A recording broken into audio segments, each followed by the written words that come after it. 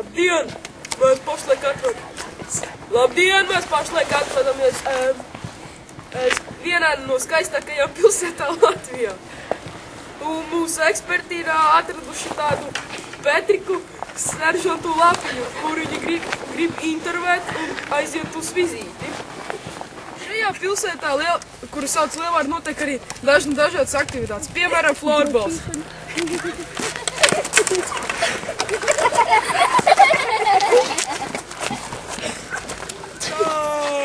Esam atradusi seržantu Patriku Lapiņu, kurš laikam tagad ir ļoti lielā miegā no pohām.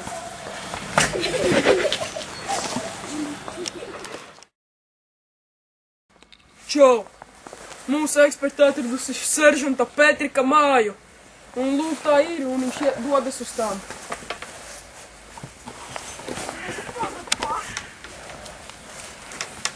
Lūk, tas ir Petriks.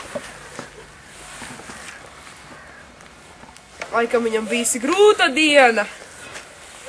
Višķi paforsējis ar savu grādīgo. O, viņš dodas slēgt vaļā. Un kaut ko lāmājas krieviski, bet es to nesaprotu.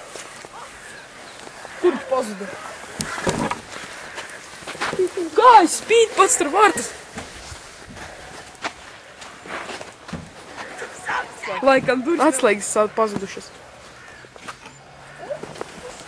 Petrik!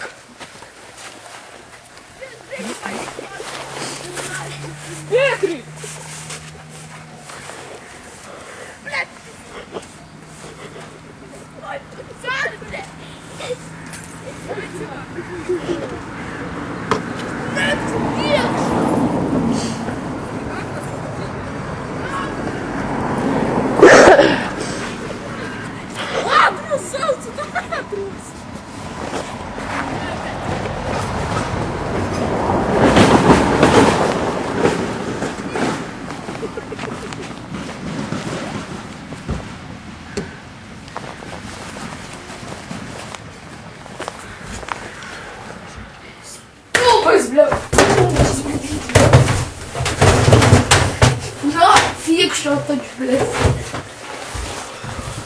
Mums ir diezgan skaists mājoklis, bet sakiet, vai šis ir galds vai tas ir gulta jūsu? Nu, kad vajag galds, bet kad vajag gulta.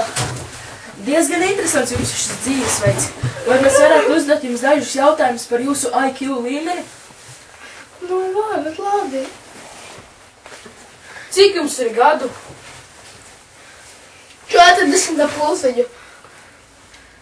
Tas ir diezgan interesants vecums vīrietim, jo šādā vecumā jums ir diezgan labs mājoklis. Par ko jūs strādājat? Par bezdarbnieku. Mūsu ziņas bija savādākas. Mūsu uzziņu avots svēstīja, ka jūs strādājat par šīs pilsētas sliktākā sētnieka brīvo operatīvo roku kustību, izpalīga vietnieka, kreisā spaiņa turētāja vietnieka vietnieku. Vai tā ir patiesība? Daļa jā. Un kāda ir jūsu alga? Sākot 35 līdz 50. Santīmi? Nu, protams, būs arī. Tad, ja tur sanāk kaut kas minerālu ūdenī. Jā, es jums parādīšu lapukšanai labo kālu, bet gan ir izdara jāpataupa rītdienai. Tā ir krīze, ir. Ļoti taupīgs cilvēks. Krīzes laikos mums visiem vajadzētu mācīties no viņa. Labi, mēs tagad esam uzzinājuši par jūsu visu par jūsu ikdienas dzīvi, nu mēs nu dosimies. Nu jā. Ei, bet pirms visu man jāiet vēl zakuska. Banāni! Oh yeah! Petriku Lapiņu mēs redzēsim nākošajā sērijā ar jauniem dzīves piedzīvojumiem. Uz redzi. Īres maksa. Mana īres maksa! Bļavana! Nauda!